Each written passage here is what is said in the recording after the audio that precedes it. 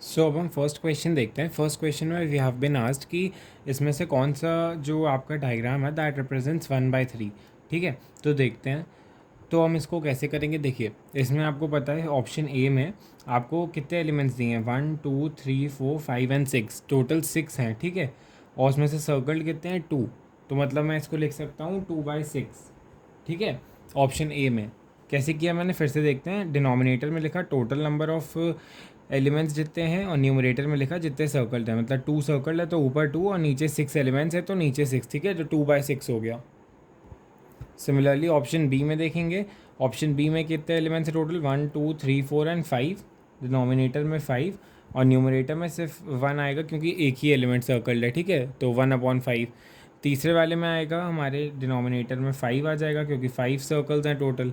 और कितने circles circled हैं, तो हम देख सकते हैं 2 सर्कल सर्कल्ड हैं तो ये 2/5 हो जाएगा।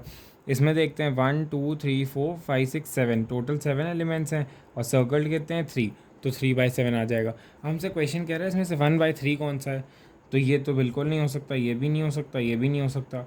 तो क्या 2/6 1/3 हो सकता है? हाँ, अगर मैं इसको सिंपलेस्ट फॉर्म में करूँ, इसको मैं 2 से रिड्यूस कर दूँ तो ये 1/3 के इक्वल तो हो जाएगा। 2 1 ज़ा 2 एंड 2 3 ज़ा 6, तो 1/3 के इक्वल हो जाएगा। तो जो इसमें हमारा ऑप्शन है that will be option number 1, that is option A जो है वो 1/3 के इक्वल है। ठीक है, अब इसमें नेक्स्ट क्वेश्चन देखते हैं। नेक्स्ट क्वेश्चन दिया है 5 3/4, एक मिक्स फ्रैक्शन दिया है, is equal to 5 plus bracket में 3 ब्लॉक्स दिए हैं। देखिए इसका क्या मतलब है, अगर मैं आपको कोई फ्रैक्शन दूँ ऐसे मिक्स फॉर्म में जिसको लिखा है 6 2/3 ऐसे, तो इसको मैं लिख सकता हूँ 6 प्लस 2/3, मतलब 6 पूरे हिस्से और जो 7th हिस्सा होगा उसका 2/3। ठीक है, जैसे अगर मैंने लिखा है 3 4/5 तो इसका मतलब है 3 प्लस 4/5। ठीक है, मतलब 3 पूरे हिस्से और जो 4th हिस्सा है उसका 4/5।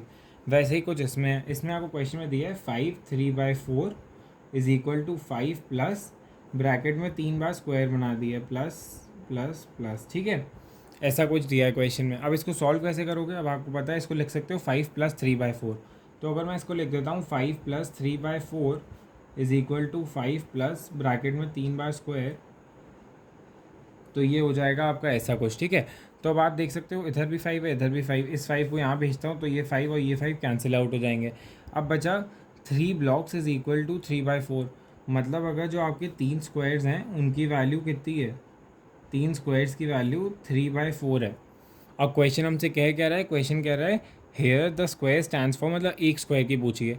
अब अगर 3 स्क्वायर की 3/4 है तो ऑब्वियस सी बात है एक स्क्वायर की कितनी हो जाएगी, एक स्क्वायर की हो जाएगी 1/4। इस 3 को यहाँ डिनोमिनेटर में भेजेंगे तो ये कैंसिल आउट हो जाएगा। ठीक है, ये ऐसा कुछ हो जाएगा कि स्क्वायर इज इक्वल टू, ये स्क्वायर है। ठीक है, स्क्वायर इज इक्वल टू 3/4 और ये यहाँ से 3 अगर मैं डिनोमिनेटर में भेजता हूँ तो ये इधर 3 आ जाएगा, तो ये 3 3 कैंसिल आउट, तो बचा 1/4, मतलब एक जो स्क्वायर है उसकी वैल्यू जो है 1/4 आ जाएगी। ठीक है, तो क्वेश्चन के अकॉर्डिंग मतलब जो हमारा आंसर है that will be option number B. Option number B correct answer हो जाएगा, दैट इज़ 1/4। अब हमारा जो नेक्स्ट क्वेश्चन है वो कहता है library is to book and book is to.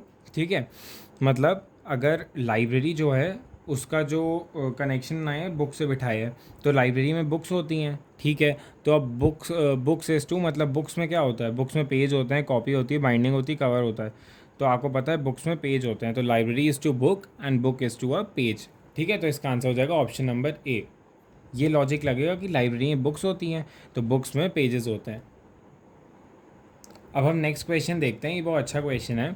इसमें दिया है if the day before yesterday it is 2 days after Monday then what day is it today. Question कहना चाह रहा है, इसको दो हिस्सों में करके पढ़ते हैं। If the day before yesterday, day before yesterday मतलब परसों, तो अगर दिया है परसों is 2 days after Monday, Monday के 2 दिन बाद कौन सा दिन होता है, वेंसडे होता है। तो दिया है कि अगर परसों जो है वो वेंसडे था तो आज क्या है। एक बार फिर से समझते हैं। If day before yesterday is 2 days after Monday then what day is it today. ठीक है, क्वेश्चन को 3 पार्ट से बांटा है, डे बिफोर येस्टरडे तक, मंडे तक और what day is it today. ठीक है, तो if day before yesterday, day before yesterday मतलब कहा गया है परसों। ठीक है, और 2 days is 2 days after Monday, परसों is equal to 2 days after Monday.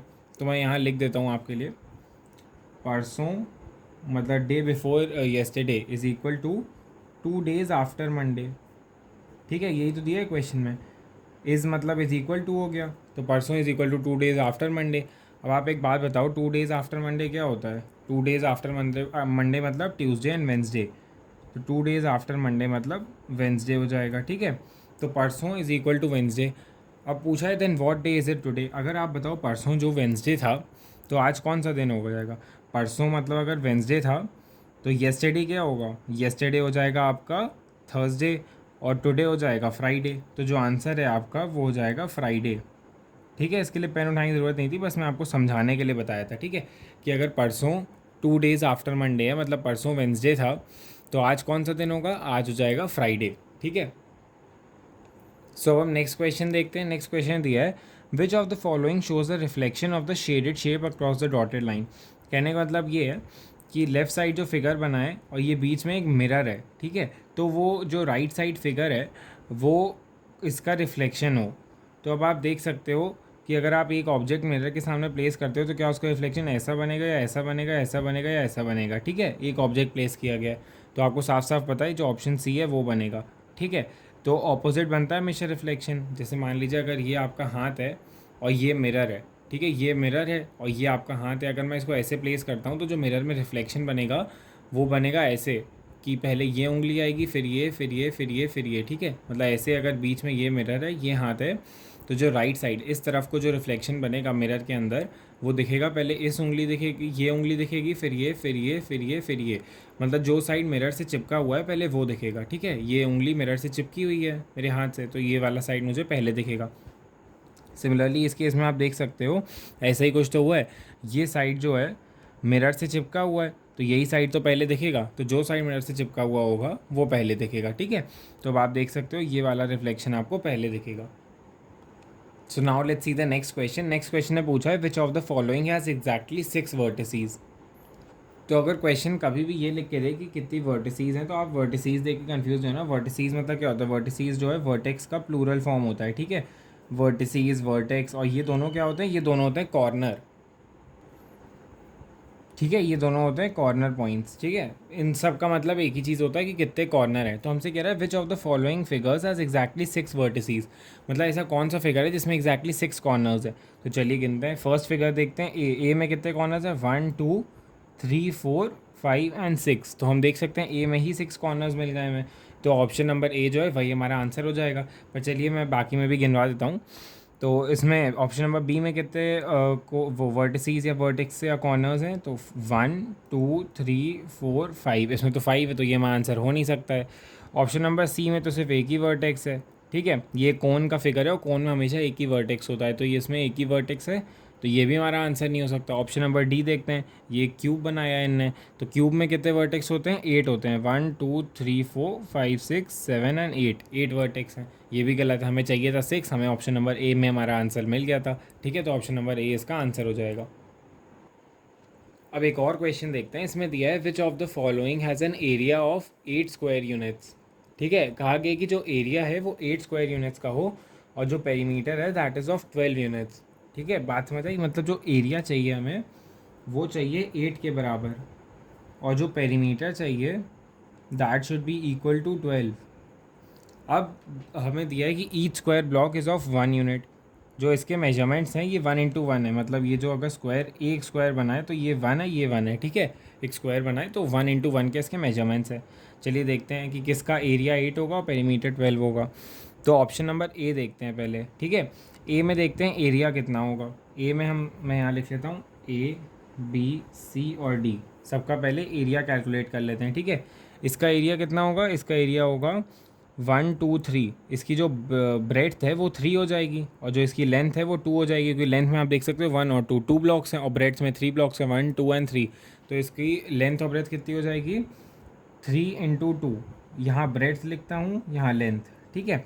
तो इसकी ब्रेड्थ जो है वो 3 हो जाएगी, 1 2 3, और लेंथ हो जाएगी 1 2, तो 3 into 2 that is equal to 6। और हमें एरिया कितना चाहिए? 8, मतलब ए तो हमारा आंसर नहीं हो सकता है। अब ऐसे ही बी देखते हैं। बी में क्या है? बी में हम देख सकते हैं ब्रेड्थ कितनी हो जाएगी? 1 2 3 4, क्योंकि ऊपर यहाँ 4 ब्लॉक्स हैं तो ब्रेड्थ हो जाएगी 4, और लेंथ कितनी हो जाएगी? लेंथ जाएगी 1 2 2 ब्लॉक्स हैं तो 2 लेंथ हो गई आपकी, तो 4 into 2 that is equal to 8। हाँ, तो बी हमारा आंसर हो सकता है, ठीक है, क्योंकि हमें एरिया 8 चाहिए, तब बी का एरिया 8 आ रहा है। पर अभी तुरंत आंसर मार्क नहीं कर देंगे, अभी चेक करेंगे फर्दर कि हो सकता है किसी और में भी 8 मिल रहा हो। तो अब सी का देखते हैं एरिया। सी का एरिया कितना हो जाएगा, ब्रेड्थ हो जाएगी सी की 1 2 3 4 4, और सी की लेंथ कितनी हो जाएगी 3, 1 2 3, 3 ब्लॉक्स हैं लेंथ में और ब्रेड्थ में 4 ब्लॉक्स हैं, तो 4 इंटू 3 हो गया, दैट इज़ 12। तो सी भी आंसर नहीं हो सकता क्योंकि 8 एरिया चाहिए, 12 आ रहा है, ये भी नहीं हो सकता। अब डी चेक करते हैं। डी में हमें देखते हैं कि ब्रेड्थ कितनी है, 1 2 3 4 5 6 7 एंड 8। तो हम देख सकते हैं डी में जो ब्रेड्थ है वो 8 है, और लेंथ कितनी है, लेंथ तो एक ही ब्लॉक है तो 1 है, तो 8 1 सा 8, ठीक है। अब हम देख सकते हैं कि ए और सी तो एलिमिनेट हो गए, पर बचे हैं बी और डी, दोनों का एरिया 8 आ रहा है। अब कैसे चेक करेंगे, अब चेक करेंगे पेरीमीटर चेक करके, तो बी और डी का पेरीमीटर निकालेंगे। पेरीमीटर मतलब क्या होता है, पेरीमीटर मतलब होता है अगर रेक्टेंगल का आप देखते हो तो 2l प्लस बी, ठीक है। अब आपको बी और एल पता है तो पेरीमीटर निकाल दो। तो आपको पता है पेरीमीटर का फॉर्मूला है 2l plus b, 2 into length plus breadth. Perimeter होता है टोटल आपका जो कॉर्नर्स हैं उनका सम, हर कॉर्नर का this plus this plus this plus this, ठीक है। तो आप देखोगे कि इसकी जो 2 इंटू लेंथ प्लस ब्रेथ, आपकी ब्रेथ है इसकी 4 और लेंथ है 2, ठीक है। तो 4 प्लस 2 8, 4 प्लस 2 6 एंड 6 2 ज़ा 12, तो 2 into 6 that is equal to 12। तो आप देख सकते हो ये तो आपका सही आ रहा है, पर चलिए इसको भी कैलकुलेट कर लेते हैं। ये भी 2l प्लस बी हो जाएगा, 2l प्लस बी हुआ, तो आप इसको देख सकते हो 2 into 8 plus 1 that is equal to 2 into 9 which is equal to 18, जो कि गलत हो जाएगा क्योंकि पेरीमीटर तो आपको 12 चाहिए। तो आप देख सकते हो ये वाला जो बी है ये दोनों ही कंडीशन सेटिस्फाई कर रहा है, that is area is equal to 8 and perimeter is equal to 12। तो जो ऑप्शन नंबर बी है that will be your correct answer, कि ऑप्शन नंबर बी में आपको एरिया भी 8 मिल रहा है और पेरीमीटर भी 12 मिल रहा है, ठीक है। सो अब हम नेक्स्ट क्वेश्चन देखते हैं। नेक्स्ट क्वेश्चन में दिया है Tom left home at 7:15 AM to go to work, he return at 4:45 PM, what is the total amount of time Tom was away from home, ठीक है। तो बहुत सिंपल है, इसमें हमें दिया है कि टॉम कितने बजे घर से निकला और कितने बजे घर आया, तो पूछा है कितनी देर टॉम बाहर रहा, ठीक है। तो ये तो बिना पेन पेपर के हो जाएगा। तो हम देख सकते हैं 7:15 से लेके 4:45 तक कितना टाइम होगा, 8:15 9:15 10:15 11:15 12:15, देन 1:15 2:15 3:15 4:15। तो हम देख सकते हैं 9 घंटे तो ये हो गए 7:15 से 4:15 तक, 7:15 से 4:15 तक कितने आवर्स हो गए, 9 आवर्स। पर हमें कहा है वो घर कितने बजे आया है, 4:45 पे। तो 4:45 पे आया तो 4:15 से 4:45 तक कितना टाइम हो गया, 4:15 से 4:45 तक कितना टाइम हो गया, 30 मिनट्स का हो गया। अब 30 मिनट्स हो गए, आधा घंटा हुआ है, ठीक है।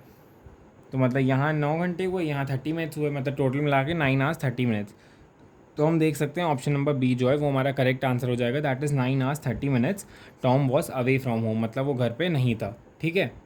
तो सिंपल है, बस आपको टाइम को माइनस करना है दोनों को, कि इन दोनों के बीच में गैप कितना है इन टाइम्स के बीच में, और फिर वही आपका आंसर हो जाएगा। अब नेक्स्ट क्वेश्चन देखते हैं। नेक्स्ट क्वेश्चन में हमको एक सीरीज़ दी है और पूछा है इसमें लॉजिक कौन सा लग रहा है, ठीक है। तो मतलब हमें नेक्स्ट नंबर फाइंड नहीं करना है, हमें पूछा है कि इन नंबर्स के पीछे ऑपरेशन क्या लग रहा है, क्या लॉजिक लग रहा है। 51 45 39 33 27 21। तो अब आप बिना हिंट यूज़ किए देख सकते हो कि जो लॉजिक लगा है वो क्या लगा है, 51 और 45 कितना गैप है, 6 का गैप है, मतलब 51 माइनस 45, और 45 और 39 के बीच में भी 6 का गैप है तो -6, 39 33 के बीच में 6 का गैप है -6, ऐसे करते करते -6 का गैप सबके बीच में चला है। 27 21 6, 33 और 27 6 का गैप है। तो जो ऑप्शन हो जाएगा हमारा डी, दैट इज़ सब्ट्रैक्ट 6। तो सब्ट्रैक्ट अगर हम करते जाएं इस नंबर में से 6 तो हमें अपनी सीरीज़ मिलती जाएगी, ठीक है। तो जो ऑप्शन नंबर डी है वो हमारा आंसर हो जाएगा, दैट इज़ सब्ट्रैक्ट 6।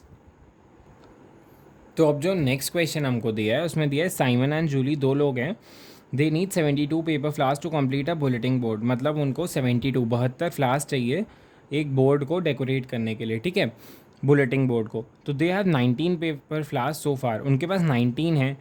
तो which operation should be use to find how many paper flowers they need, ये तो कॉमन सेंस का क्वेश्चन हो गया, ठीक है। अगर आपको 72 कोई चीज़ चाहिए, आपके पास 19 है, तो आप बची हुई कैसे निकालोगे। जैसे मैं अगर आपसे कहूँ आपके पास 10 लोगों हैं, ठीक है, 10 लोग, इन 10 को आपको चॉकलेट देनी है और आपके पास टोटल चॉकलेट जो है वो 3 है, तो कितनी चॉकलेट्स और चाहिए आपको, ये कैसे निकालोगे, आप कहोगे 7, कैसे निकाला, 10 - 3 इज़ इक्वल टू 7, ठीक है। तो 10 - 3 कर दिया। तो सिमिलरली हम यहाँ भी करेंगे, तो पूछा है 72 और 19 के बीच में कौन सा ऑपरेशन आएगा, तो आप कहोगे 72 माइनस 19 कर देंगे तो हमें पता चल जाएगा कि how many more flowers they need. 72 उनको चाहिए, 19 उनके पास हैं, तो और कितने चाहिए उन्हें, आप कहोगे और 53 चाहिए। कैसे निकाला, माइनस करके, सब्ट्रैक्ट करके। तो ऑप्शन नंबर डी जो है वो आंसर हो जाएगा, दैट इज सब्ट्रैक्शन। ठीक है, सो अब नेक्स्ट क्वेश्चन पे चलते हैं। नेक्स्ट क्वेश्चन में दिया है tangram is an ancient Chinese puzzle, it is made up of 7 pieces that fit together to make a square. ठीक है, ये एक स्क्वायर है। ठीक है, which of the angles in the tangram puzzles given is an obtuse angle. अब हमसे कहा है इनमें से कौन सा एंगल जो है ए बी सी डी में से वो एक ऑब्ट्यूस एंगल है। ठीक है, तो अब हम देखते हैं इसमें से कौन सा ऑब्ट्यूस एंगल बनेगा। ऑब्ट्यूस क्या होता है, obtuse is greater than 90 but less than 180 degree. ठीक है, और अक्यूट होता है लेस देन 90, और अगर सिर्फ 90 सीधा बना है तो that is a right angle. ठीक है, तो 90 right angle, less than 90 is acute, और 90 to 180 greater than 90 but less than 180 is an obtuse angle. तो हमसे यही पूछा ऑब्ट्यूस एंगल कौन सा होगा इसमें से, तो निकालते हैं, देखते हैं। तो क्या एंगल ए ऑब्ट्यूस हो पाएगा, एंगल ए हमारा ऑब्ट्यूस नहीं हो सकता। क्यों, क्योंकि जब हमें पता है ये एक ट्राइंगल बन रहा है, ये वाला एक ट्राइंगल है। रुकिए मैं जूम कर देता हूँ फिगर। ठीक है, एंगल ए पहले हमसे कहा है, तो ये हमें पता है ये एक ट्राइंगल बन रहा है। अब ये एक हाँ ये एक ट्राइंगल बन रहा है, तो हमें पता है ये वाला जो एंगल है दैट इज़ 90 डिग्री, क्योंकि ये पूरा एक स्क्वायर है, तो स्क्वायर के चारों एजेस तो 90 होते हैं। ठीक है, स्क्वायर कोई भी होता है, ये जैसे ये स्क्वायर बना है तो इसके चारों एजेस जो हैं वो 90 डिग्री होते हैं। ठीक है, ये स्क्वायर की प्रॉपर्टी होती है। स्क्वायर के चारों साइड सेम होते हैं, ये जो चारों एंगल दैट आर 90 डिग्री। तो अगर ये 90 डिग्री है तो हमें पता है ट्राइंगल के अंदर का जो सम होता है दैट इज़ 180 डिग्री। अगर ये पूरा 90 अकेला ही हो गया तो ये बचे बचे तो 90 से ज़्यादा कर नहीं पाएगा, ए तो 90 से ज़्यादा फिर हो नहीं सकता, तो हमारा ए तो गलत हो गया।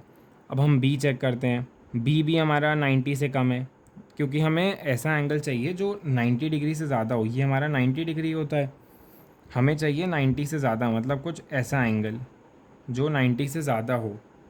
तो ऐसा आपको कौन सा एंगल दिख रहा है, तो हम कह सकते हैं सीधा सीधा हमें सी ऐसा एंगल दिख रहा है।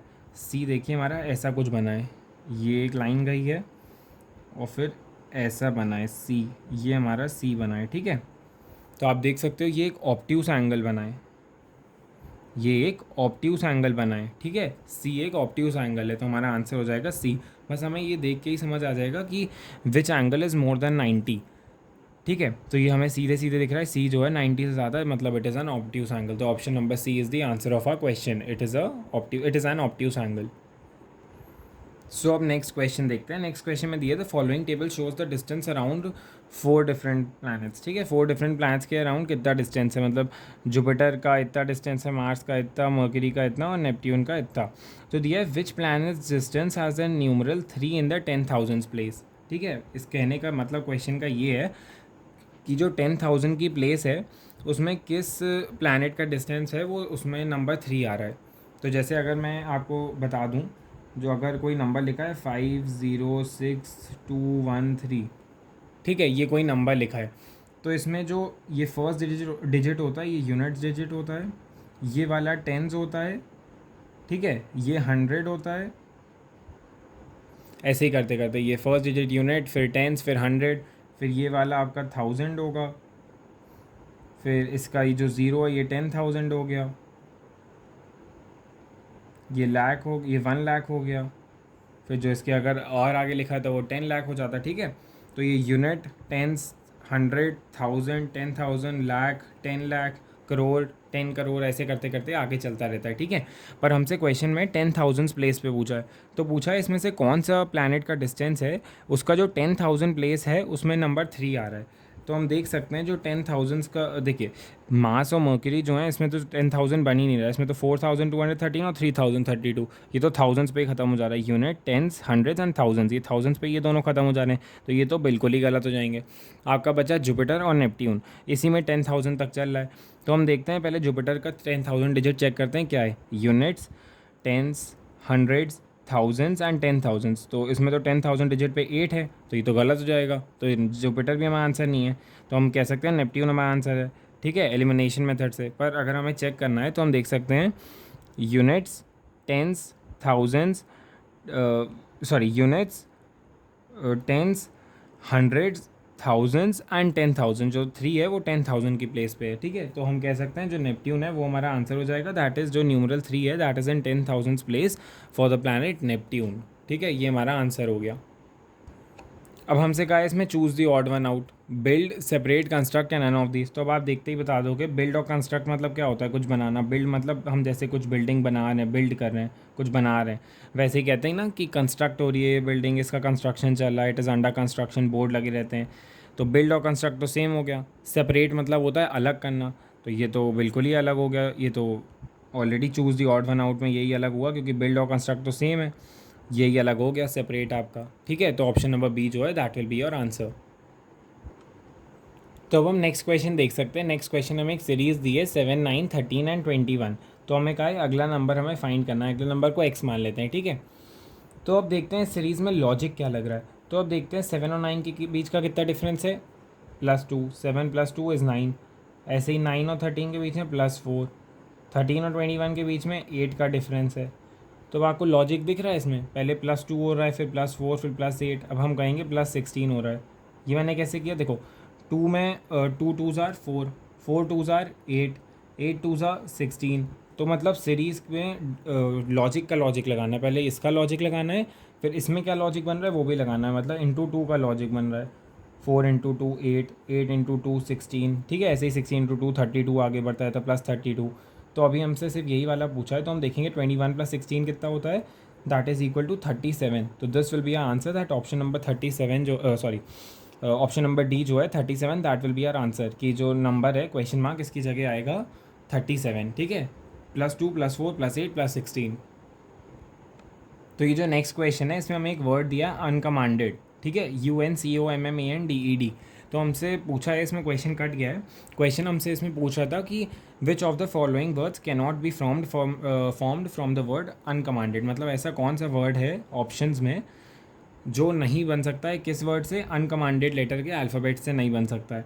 तो हम चेक करते हैं ऑप्शन नंबर ए से, क्या मैक्रोन वर्ड अनकमांडेड से बन सकता है, क्या इसमें एम आता है, हाँ एम आता है, ए भी आता है, सी भी आता है, आर, पर अनकमांडेड में आर नहीं आता, मतलब ऑप्शन नंबर ए ही है वो हमारा आंसर हो गया, कि ऑप्शन नंबर ए जो है वो नहीं बन सकता है। MACRON मैक्रोन जो वर्ड है वो अनकमांडेड वर्ड से नहीं बन सकता है, क्योंकि जो आर है मैक्रोन का वो आर अल्फ़ाबेट अनकमांडेड में नहीं आता है। बाकी आप सारे चेक करो तो आता है, जैसे AMEND, तो अमेंड AMEN और डी इसमें आता है, डेड DEAD, DE A और डी इसमें आता है, कमांड COMMAND, तो आपको सीधे सीधे कमांड तो ये दिख रहा है COMMAND, तो मतलब कमांड भी आता है। तो सिर्फ मैक्रोन जो है वो वर्ड इसमें फॉर्म नहीं होता है, ठीक है, क्योंकि आर जो अल्फ़ाबेट है इसमें नहीं आता। तो ऑप्शन नंबर ए आपका आंसर हो जाएगा, the word macron can not be formed from the alphabets of the word अनकमांडेड।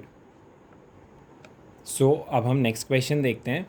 If A and B are two sons of a farmer C, ठीक है, एक फार्मर, ये ब्लड रिलेशन का क्वेश्चन है, एक फार्मर है सी, उसके दो बेटे हैं, कौन कौन, एक है ए और एक है बी, ठीक है। तो हम एक यहाँ प्लस बना लेते हैं, एक प्लस, प्लस मतलब होता है कि ये सन है, ठीक है। लोग कई यूज़ करते हैं, कोई सर्कल यूज़ करता है, स्क्वायर, जैसे आपको करना है आप कर सकते हो। तो हमें यही दिया है कि सी जो है एक फार्मर है, उसके दो बच्चे हैं, दो लड़के हैं, ए और बी। फिर दिया है सी हैज़ अ डॉटर डी, सी जो है उसकी एक बेटी भी है, कौन, डी। बेटी के लिए माइनस यूज़ करता हूँ मैं, ठीक है, बेटी के लिए माइनस और बाकी सन्स के लिए प्लस का साइन है। अब दिया है how is D related to A, ठीक है, डी रिलेट कैसे करता है ए से। अब ऐसे क्वेश्चन आपको हमेशा याद रखना है कि ए जो है वो डी को क्या बुलाएगा, बाद वाला पहले वाले को क्या बुलाएगा। How is D related to A लिखा है, तो जो ए है वो डी को क्या बुलाएगा, तो ए है वो डी को क्या बुलाएगा। ये सब आपस में भाई बहन है, सी है एक फादर या मदर कुछ भी हो सकता है, तो उसके बच्चे हैं ए बी और डी, तो मतलब वो आपस में सब भाई बहन है, ठीक है। तो अब पूछा है how is D related to A, जो ए है वो डी को क्या बुलाएगा, ए डी को बुलाएगा बहन, वो ए जो डी है वो ए की बहन लगेगी, तो A related to A related to D. How is D related to A पूछा है, तो ए जो है वो डी को क्या बुलाएगा, ए जो है वो डी को सिस्टर बुलाएगा, ठीक है। तो वो उसकी सिस्टर हुई, तो ऑप्शन नंबर ए जो है वो हमारा आंसर हो जाएगा, ठीक है, कि वो सिस्टर बुलाएगा उसे, क्योंकि सी के 3 बच्चे हैं और आपस में सब भाई बहन होंगे। तो how is D related to A, तो ए जो है वो डी को सिस्टर बुलाएगा। सो अब हम नेक्स्ट क्वेश्चन देखते हैं। नेक्स्ट क्वेश्चन हमें दिया है 3 years ago Raju was 8 years younger than Sanju, ठीक है, मतलब 3 साल पहले राजू जो था वो 8 ईयर्स यंगर दैन संजू था, मतलब संजू से 8 साल छोटा था Raju. What will be the difference between their edges after 5 years. तो आफ्टर 5 ईयर्स भी डिफरेंस तो 8 ईयर्स ही रहेगा। क्यों? क्योंकि देखो, अगर आप और आपके दादाजी के बीच में 50 साल का गैप है, 50 ईयर्स का, ठीक है, तो आपके दादाजी आपसे 50 ईयर्स बड़े हैं। तो एक बात बताओ, अगर मैं पूछूं कि 10 साल बाद ये गैप कितना हो जाएगा, तो 10 साल बाद भी आप कहोगे वो मुझसे 50 साल ही तो बड़े हैं। कैसे? क्योंकि एज का जो डिफरेंस है वो कभी इंक्रीज़ नहीं करता है। ठीक है, the difference between the age never increases. Difference between ages कभी इंक्रीज़ नहीं करता है, चाहे कितना भी टाइम बढ़ा लो। जैसे अगर आप अभी 10 साल के हो और आपके दादाजी 60 साल के हैं, तो कितना डिफरेंस है? 50 का डिफरेंस है। ठीक है, अब सिमिलरली आप देखो, अगर मैं कहूँ 20 साल बाद, 20 साल बाद मतलब आप कितने के हो जाओगे? +20, +20। ठीक है, आप कितने के हो जाओगे? 30 साल के हो जाओगे। आपके दादाजी 80 साल के हो जाएंगे। तो आपका अब एज डिफरेंस आपका आपके दादाजी के बीच में अभी भी तो 50 ईयर्स ही है। ठीक है, 50 ईयर्स का ही तो डिफरेंस है। तो एज का जो डिफरेंस है वो कभी इंक्रीज़ नहीं करता है। तो दिया Raju was 8 years younger than Sanju. तो अगर वो उससे 3 साल पहले मतलब उनकी एज का डिफरेंस 8 ईयर्स था, तो चाहे कितने भी साल बाद देखो या पहले देखो, उनकी डिफरेंस जो एज का डिफरेंस है वो 8 ईयर्स ही रहेगा। ठीक है, तो आंसर हमारा 8 ईयर्स हो जाएगा। एज का डिफरेंस कभी चेंज नहीं करता है।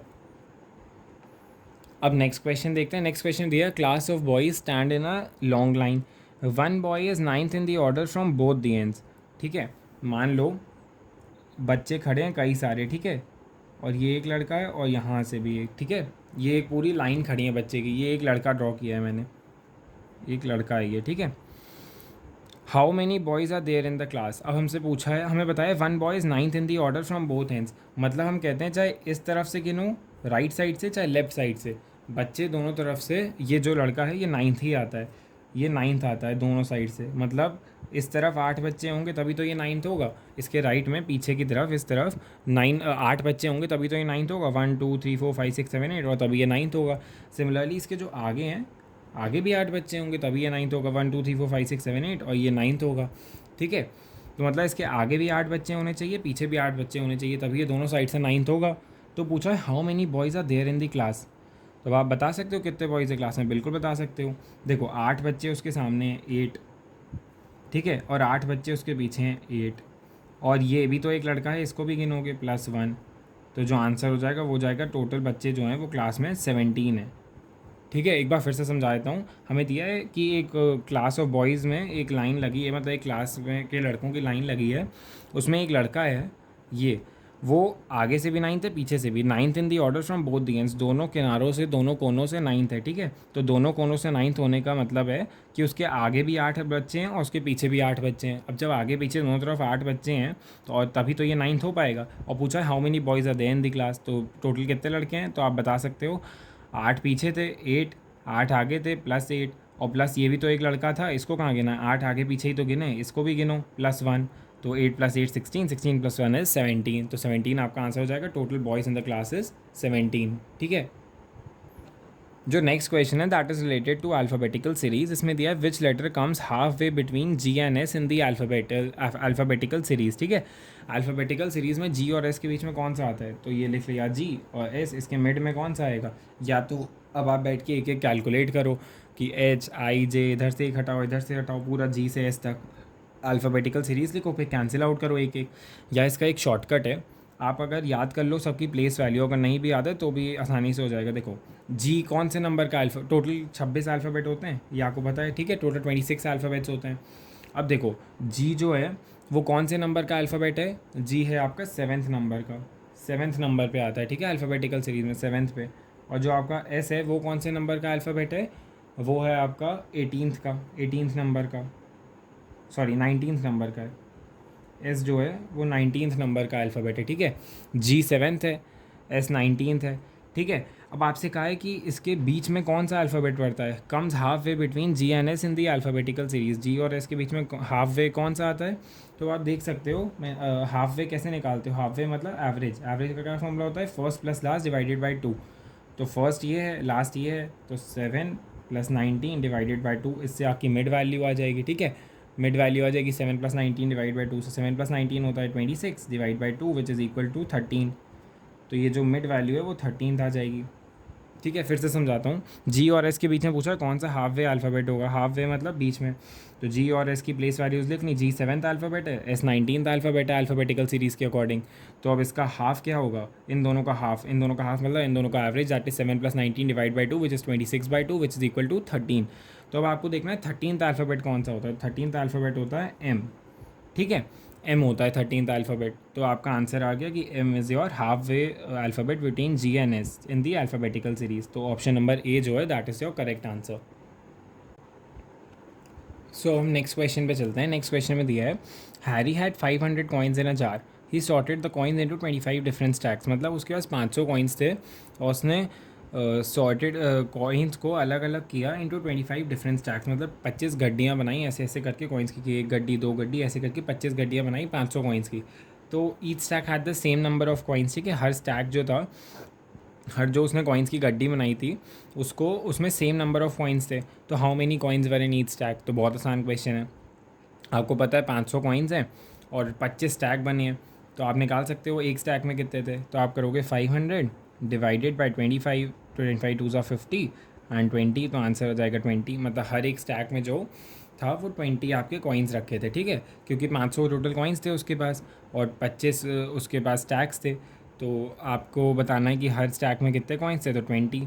जैसे अगर आपसे मैं कहूँ कि आपके पास 100 चॉकलेट्स हैं, ठीक है, और बच्चे कितने हैं, आपको उनको बांटनी है 20 बच्चों में। ठीक है, तो 100 चॉकलेट्स हैं और 20 बच्चों में बांटना है। तो कैसे, एक बच्चे को कितनी मिलेगी, तो आप क्या करोगे 100 divided by 20 which is equal to 5। मतलब हर एक बच्चे को 5 चॉकलेट मिलेगी। सॉरी कट गया ये। हाँ, तो अगर आपको मैं कहूँ कि 100 चॉकलेट्स हैं और 20 बच्चे हैं, तो 100/20 कर दोगे तो आ जाएगा कि 5 आएगा, that is each student will get 5 chocolates. ठीक है, तो ऐसे ही मैंने इसमें किया कि 500 उसके पास कॉइन्स हैं, 25 स्टैक्स हैं, 25 स्टैक है, तो मतलब एक स्टैक में कितने हो जाएंगे, 20 हो जाएंगे। ठीक है, तो सेम ही बात है, बस आपका डेटा और क्वेश्चन कहने का तरीका अलग है, बाकी मतलब दोनों का सेम ही है, डिवाइड ही करेंगे दोनों केसेस में। ठीक है, सो अब नेक्स्ट क्वेश्चन देखते हैं। नेक्स्ट क्वेश्चन दिए following of the question there is a series of 5 figures. ठीक है, 5 फिगर्स दिए 1 2 3 4 and 5। In order to continue the series choose a figure from the options that could be next. तो हमको ढूंढना है इस वाले के बाद क्या होगा टर्म। तो हम पहले इसमें लॉजिक देखते हैं। तो हम देखते हैं X zero is equal to, फिर X zero is equal to, फिर X zero is equal to. तो आपको समझ आ रहा होगा कि जो एक्स है वो एक एक स्टेप आगे को बढ़ रहा है। देखिए एक्स यहाँ था पहले, फिर एक्स यहाँ आया, तो उसके पीछे ज़ीरो भी आया, उसके पीछे इज़ इक्वल टू भी आया। ठीक है, तो मतलब एक्स एक स्टेप आगे बढ़ेगा और जो एक्स की जगह है वो ज़ीरो ले लेगा और ज़ीरो की जगह इज़ इक्वल टू ले लेगा। ठीक है, तो जैसे एक्स अगर एक स्टेप आगे बढ़ा, जैसे राइट की तरफ यहाँ बढ़ा, तो एक्स की जगह ज़ीरो ले लेगा। तो एक्स पहले यहाँ था तो अब यहाँ ज़ीरो आ जाएगा, और यहाँ ज़ीरो था तो यहाँ इज़ इक्वल टू आ जाएगा। ठीक है, तो ऐसे ही करके फिर एक्स एक और स्टेप आगे बढ़ा, एक्स यहाँ से यहाँ आएगा। तो ये देखिए आप एक्स यहाँ से यहाँ आ गया, अब एक्स इधर आया, तो मैंने कहा एक्स की जगह कौन लेगा, ज़ीरो लेगा। तो एक्स की जगह ज़ीरो ने ली और ज़ीरो की जगह इज़ इक्वल टू, तो इज़ इक्वल टू यहाँ ज़ीरो और एक्स। अब एक्स एक और स्टेप आगे बढ़ेगा, इधर था एक्स, इधर से एक स्टेप इधर बढ़ेगा नीचे की तरफ, इधर आएगा। ठीक है, एक और स्टेप आगे बढ़ा तो एक्स ज़ीरो यहाँ इज़ इक्वल टू यहाँ पे। तो आप देख सकते हो एक्स यहाँ पे, ज़ीरो यहाँ पे आ जाएगा और इज़ इक्वल टू इधर। ठीक है, अब एक्स एक और स्टेप आगे बढ़ा तो X zero is equal to ऐसे हो गया। अब पूछा है नेक्स्ट स्टेप में क्या होगा। अब हम इसको एक और स्टेप आगे बढ़ाएंगे तो एक्स यहाँ से यहाँ आ जाएगा। ठीक है, अब आप देखो किस ऑप्शन में एक्स इधर है। तो एक्स आप देख सकते हो इसमें नहीं है, इसमें यहाँ पे बी में, और सी में नहीं है, डी में नहीं है। तो मतलब सिर्फ और सिर्फ बी में एक्स एक स्टेप यहाँ आगे बढ़ा है, तो बी ही आपका आंसर हो जाएगा। पर फर्दर चेक करते हैं, मैंने कहा था एक्स की जगह कौन ले लेगा, ज़ीरो। तो एक्स की जगह क्या ज़ीरो ने इसमें ले लिया, एक्स यहाँ था तो ज़ीरो उसकी जगह क्या यहाँ पे आ गया, कोने में बिल्कुल आ गया। और ज़ीरो की जगह क्या इज़ इक्वल टू आ गया इधर, बिल्कुल आ गया आप कह सकते हो। तो एक्स एक स्टेप आगे बढ़ा और एक्स की जगह ज़ीरो ने ले ली और ज़ीरो की जगह इज़ इक्वल टू ने ले ली। तो ऑप्शन नंबर बी जो है that will be our correct answer. ठीक है, तो इसमें बस एक्स को एक एक स्टेप आगे किया है और एक्स की जगह ज़ीरो ने लिया और ज़ीरो की जगह इज़ इक्वल टू ने। ठीक है, सो अब जो नेक्स्ट क्वेश्चन है उसमें दिया there is a certain relationship between the pair of figures on either side of the ये प्रपोर्शन साइन। ठीक है, ये प्रपोर्शन साइन के ईदर साइड पे identify the relationship and find the missing figure. ठीक है, तो हम पहले आइडेंटिफाई करेंगे कि इसमें और इसमें क्या लॉजिक लगा है। ठीक है, एक देख सकते हो ये ट्राइंगल बना है और नेक्स्ट स्टेप में ये ट्राइंगल जो है इसके अंदर आ गया है, किसके अंदर, एक डायमंड शेप के अंदर। ठीक है, अब देखो लॉजिक इसमें ये लगेगा कि ये ट्राइंगल तो इसके अंदर आ गया है, मतलब जो ये वाला फिगर है ये किसी के अंदर जाएगा, पर किसके अंदर जाएगा ये कैसे पता चलेगा। ये उसके अंदर जाएगा। देखो ट्राइंगल में कितने साइड थे, 3 साइड थे, और ये जो बाहर वाला फिगर है इसमें कितने साइड है, 1 2 3 एंड 4, 4 साइड्स हैं इसमें, ठीक है। ये जो बाहर डायमंड है इसमें 4 साइड्स हैं। तो ट्राइंगल ऐसे उसके अंदर जाएगा जिसमें उससे +1 साइड्स है। मतलब अगर ये ट्राइंगल है तो इससे ट्राइंगल में कितने साइड्स होते हैं, 3 हैं, 1 2 एंड 3, ठीक है। तो ट्राइंगल किसके अंदर जाएगा, ऐसे किसी के अंदर जाएगा जिसमें 4 साइड्स होंगे, ठीक है, +1 साइड। मतलब ट्राइंगल में 3 है तो जिसके अंदर वो जाएगा उसमें 4 साइड होने चाहिए। तो 1 2 3 एंड 4, इसमें 4 साइड हैं, ठीक है। और ये ट्राइंगल इसके अंदर गया। सिमिलरली ये हमें ऑब्जेक्ट चेक करना है, इसमें 1 2 3 4 एंड 5 साइड्स हैं। तो ये ऐसे ही किसी के अंदर जाएगा जिसमें 6 साइड्स होंगे, ठीक है। तो हम देखते हैं क्या इसमें 6 साइड्स हैं, नहीं इसमें हैं, इसमें भी 6 साइड्स हैं और इसमें 4 साइड्स हैं। मतलब ऑप्शन बी या सी में से कोई हमारा आंसर होगा। अब देखते हैं हमारा आंसर क्या होगा। अब हम देख सकते हैं एक और लॉजिक लगाए कि ये जो फिगर है ये सिर्फ ऊपर में ही ख़त्म हो गया है, नीचे की तरफ नहीं आया है, ठीक है। और प्लस ये फिगर इससे बहुत ज़्यादा रिजेंबल भी कर रहा है, ये बहुत ही अलग फिगर है इससे, ठीक है। तो हम देख सकते हैं ऑप्शन नंबर सी ही है वो हमारा आंसर हो जाएगा, ठीक है। हमें क्या लॉजिक लगाना है, पहले कि जो इसके साइड्स देख लेंगे, इसको किसी के अंदर बिठाना है, पर किसके अंदर बिठाना है, इस फिगर को उस फिगर के अंदर बिठाएंगे जिसमें इससे एक ज़्यादा साइड होंगे। जैसे इसमें 5 साइड है तो जिस फिगर के अंदर ये जाएगा उसमें 6 साइड होने चाहिए। जैसे इस ट्राइंगल में 3 साइड हैं तो ये ट्राइंगल ऐसे फिगर में जाएगा जिसमें 4 साइड होंगे, मतलब इससे एक ज़्यादा साइड होगा, ठीक है। तो option number C will be our correct answer. तो अब हम नेक्स्ट क्वेश्चन देखते हैं। नेक्स्ट क्वेश्चन क्या है, नेक्स्ट क्वेश्चन में दिया है which of the following diagram indicates the best relation among the following, page, chapter और बुक, ठीक है। इनमें से कौन सा वेन डायग्राम है वो बेस्ट रिलेशनशिप दिखाता है किसके बीच में, 3 चीज़ें, that is page, chapter and book. देखो अब आपको पता है पेज, चैप्टर और बुक में सबसे बड़ी चीज़ कौन सी होती है, सबसे बड़ी होती है बुक, ठीक है। तो मैं एक बुक का सर्कल ड्रॉ कर लेता हूँ, एक सेकेंड। हाँ, तो आपको पता है सबसे बड़ा इसमें कौन सा होता है, बुक होता है, तो मैं बुक का ड्रॉ कर लेता हूँ। अब बुक से नीचे कौन आता है, पेज या चैप्टर। बुक के अंदर क्या होते हैं, पेजेस होते हैं या चैप्टर्स होते हैं, आप कहोगे दोनों होते हैं, ठीक है सही बात है, पर बड़ा क्या होता है, पेजेस ज़्यादा होते हैं या चैप्टर ज़्यादा होते हैं। ऑब्वियसली आप कहोगे पेजेस ज़्यादा होते हैं। तो अब मैं लिखूँगा कि बुक के बाद आएगा पेज, ठीक है। तो बुक के अंदर क्या आया, बुक के अंदर आया पेजेस। अब एक बात बताओ, जो चैप्टर हैं वो पेजेस पे ही तो आते हैं, ठीक है। जो चैप्टर है वो पेजेस के अंडर आएंगे, तो चैप्टर आ गए पेजेस के अंडर, वो अलग तो है नहीं चैप्टर पेजेस से, वो जो चैप्टर हैं वो पेजेस पे ही तो होते हैं। तो चैप्टर जो है वो पेजेस के भी सबऑर्डिनेट रहेगा, तो चैप्टर इतने से, मतलब एक बुक में पहले चैप्टर होते हैं, वो किस पे होते हैं, वो पेजेस पे होते हैं, और पेजेस सब मिला के क्या बनती है, एक बुक बनती है। तो हमारा आंसर हो जाएगा ऑप्शन नंबर डी, ठीक है। ये हमारा हो जाएगा आंसर कि जो वेन डायग्राम पेजेस, चैप्टर और बुक के बीच का रिलेशनशिप बताता है, that is option number D, that is book then pages then chapter, ठीक है। Book then pages then chapter. तो ये आपको ध्यान रखना है, ये बहुत ही कॉमन सेंस से होने वाले क्वेश्चन है, बस एकदम दिमाग खोल के करना है कि सबसे बड़ी चीज़ बुक होती है, फिर उससे जस्ट सबऑर्डिनेट होंगे पेजेस, फिर उससे और कम होंगे चैप्टर्स, ठीक है। तो ऐसे करके आपको करना होता है। सो अब हम नेक्स्ट क्वेश्चन देखते हैं। नेक्स्ट क्वेश्चन में दिया है the figure X is to be folded along the dotted line, choose the correct figure from the option that resembles the folded figure X, ठीक है। तो हमें दिया है कि ये जो फिगर है इसको ऐसे करके मोड़ दिया जाता है डॉटेड लाइन से, तो हमें बताना है कि कौन सा फिगर जो है मोड़ने के बाद ऐसा दिखेगा, ठीक है। अब आप देख सकते हो option number A B C D दिए हैं, तो अब चेक करते हैं क्या ए जैसा दिखेगा वो। अगर आप इसको ऐसे मोड़ दोगे तो मैं आपको बना के दिखाता हूँ। अगर ये आपका एनवेलप जैसा ये जो बना है, ठीक है, ये बीच में डॉटेड लाइन हो गई, ये ऐसे आया, ये ऐसे आया, ठीक है, ऐसा कुछ बना है। और आपको इसको फोल्ड करना है, तो इसको फोल्ड कैसे करोगे, फोल्ड करने पे ये बन जाएगा आपका ऐसा, यहाँ आ जाएगी डॉटेड लाइन आपकी, क्योंकि मैंने इसको फोल्ड कर दिया ना, तो ये बचा हुआ पेज का बनाया मैंने। तो अगर मैं इसको फोल्ड कर देता हूँ तो आप देखो ये इतना ही तो बचेगा, ठीक है, ऐसा कुछ बन जाएगा। आप अपने मन में फोल्ड करके देखो, ये ऐसा था, अगर मैं इसको इस वाले वर्टेक्स को इस तरफ ले जाता हूँ, ऐसे फोल्ड कर देता हूँ, तो ये आप देखो कैसा बनेगा, ये ऐसा ही तो बनेगा, सिर्फ ये वाली लाइन ही तो दिखेगी एक, ठीक है। ये वाली इसको ओवरलैप कर जाएगी इस लाइन को, ये यहाँ छुएगा अगर, तो ये दोनों एक दूसरे को ओवरलैप कर जाएंगे, तो ये ऐसा ही कुछ फिगर बन के आएगा, ठीक है, ऐसा कुछ फिगर बन के आएगा। तो हम देख सकते हैं ये कौन सा ऑप्शन है, ये हमारा ऑप्शन नंबर सी है, that is the correct answer, ठीक है। तो ये बहुत ही प्रैक्टिस वाले क्वेश्चन होते हैं, इसमें आपको इमेजिन करके बताना होता है कि क्या बनेगा। आप ड्रॉ करके भी कर सकते हो, पर ये बेसिकली बिना पेन पेपर का क्वेश्चन है, ठीक है। ये आप मेंटली भी कर सकते हो आप प्रैक्टिस के साथ, क्योंकि आप देखो एलिमिनेशन से अगर करते हो तो देखो ये कितना सिंपल फिगर बना है। इसमें बस ऐसे ही करके एक उल्टा इन्वर्टेड ट्राइंगल टाइप का बना है, ठीक है, एनवेलप टाइप का। अब इसमें देखो पता नहीं क्या बना दिया है, नीचे लाइन कहाँ से आ गई। तो ऑप्शन नंबर ए तो बिल्कुल नहीं हो सकता, बी तो और नहीं हो सकता, उसमें पता नहीं ये करके क्या बना दिया है, ठीक है। और जो ऑप्शन नंबर डी है उसमें पता नहीं ये और ये करके क्या बना दिया है। तो आप देख सकते हो एलिमिनेशन मेथड से भी इसे कर सकते हैं। तो option number C elimination method से आपका आंसर आ जाएगा। या तो आपको ड्रॉ करके करना है तो सीधे सी आ जाएगा, वरना एलिमिनेशन से भी आप कर सकते हो, दोनों ही सही हैं, ठीक है।